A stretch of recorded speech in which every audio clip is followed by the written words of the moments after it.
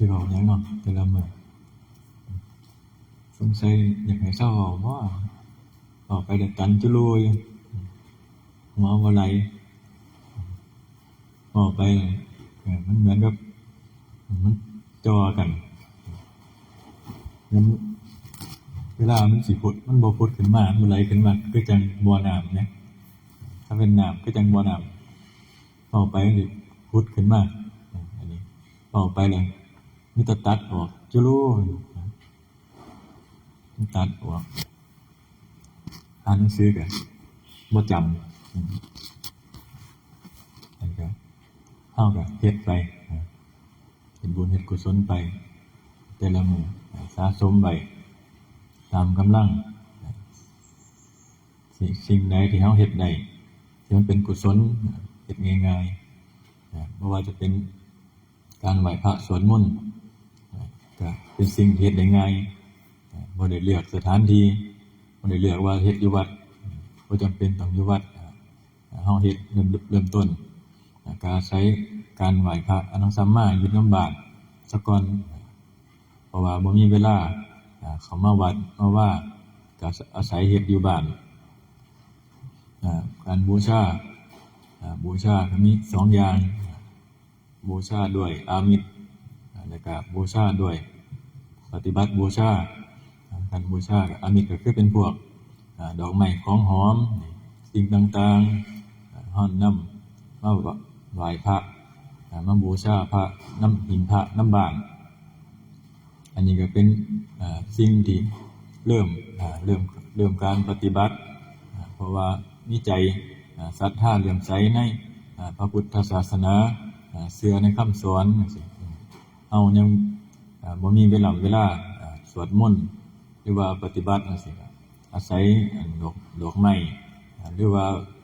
เป็นน้ำเป็นข้าวสารที่เห็นเขาเฮ็ดกันเป็นเอามาบูชาพระ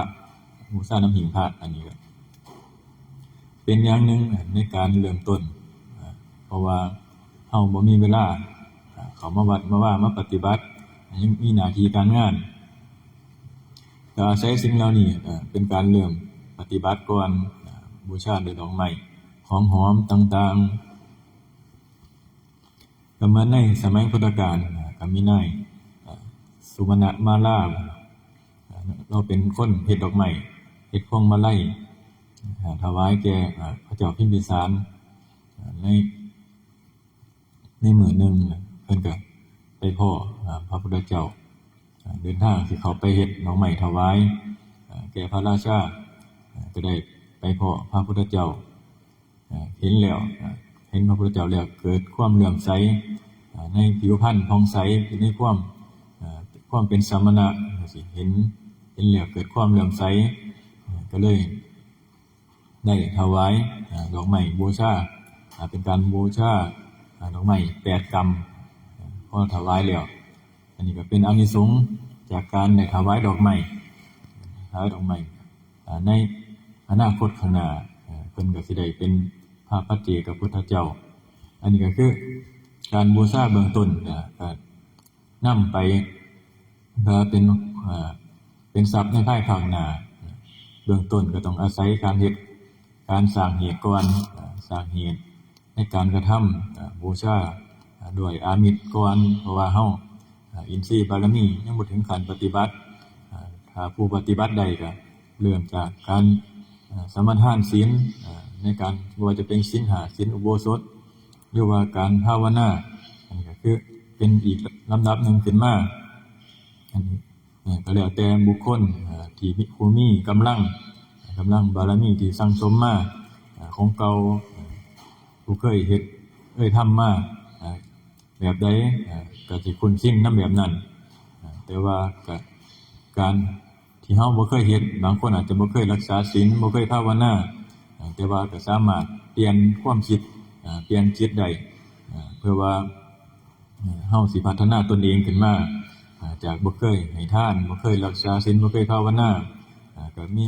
เห็นคนอื่นเฮ็ดหรือว่าได้ยินได้ฟังก็ขนขวายหาในการให้ทานในการรักษาศีลในการภาวนารักษาศีล5ของเฮาก็ ก็เฮ็ดได้สามารถรักษาได้โดยตนเองบ่ได้จำเป็นว่าต้องขอนำพระก็คือเฮาตั้งเจตนาว่าเฮาสิรักษาศีลจักมื้ออันนี้คือตั้งขึ้นมาเลยเป็นการบ่ได้โกหกตนเองนำเพราะว่าเฮาตั้งเจตนาว่าเฮามื้อนี้เฮาสิรักษาศีลวันใดบ่ว่าจะเป็นต้องเป็นวันพระ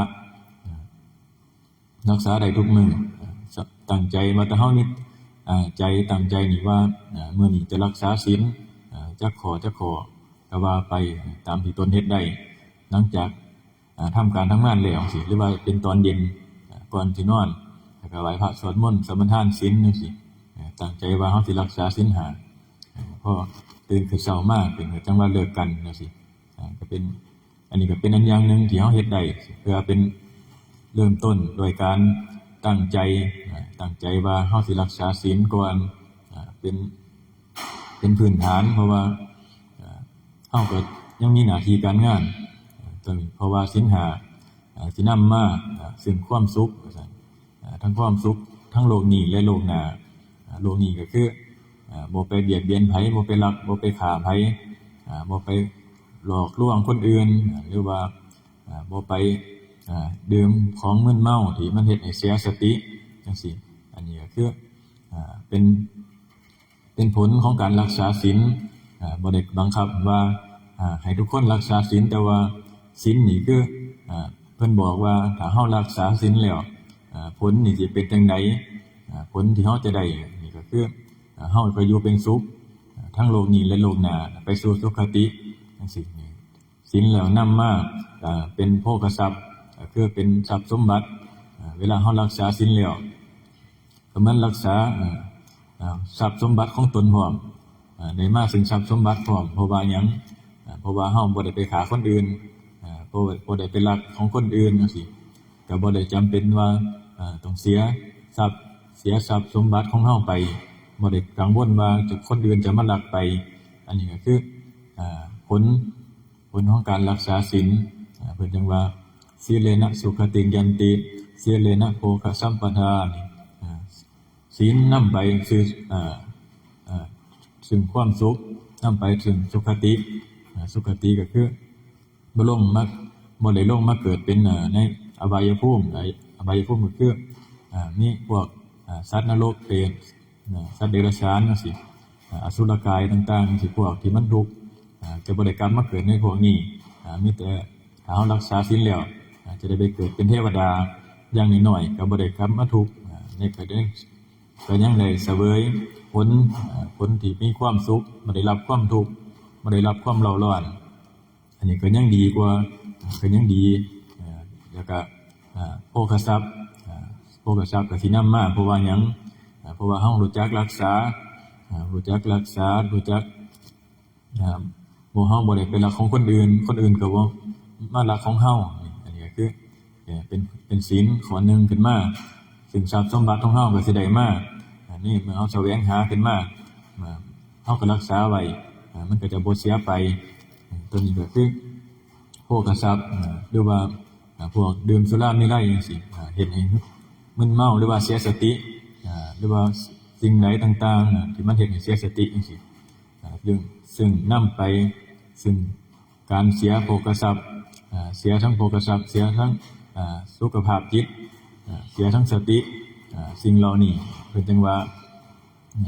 ตัวข้อ5นี่เป็นรักษาได้เฮ็ดได้ยากเพราะว่าหยังเพราะว่าเฮ็ดให้เสียสติพอเสียสติแล้วสามารถทำเฮ็ด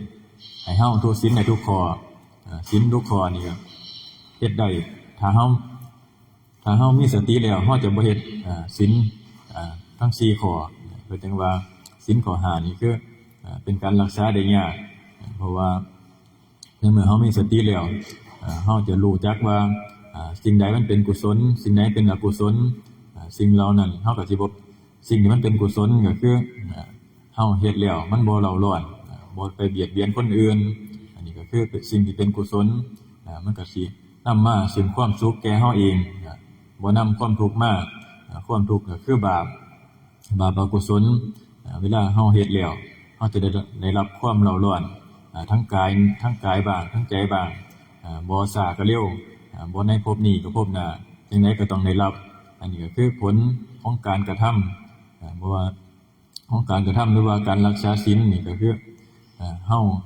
ให้เฮามีหิริโอตตัปปะความเกรงกลัวต่อบาปความหลายต่อบาปจังซี่เฮาจะบ่ได้กระทำกรรมที่มันนำมาซึ่งความเร่าร้อนในภายหลังเอาครับจำนี้ละสาธุ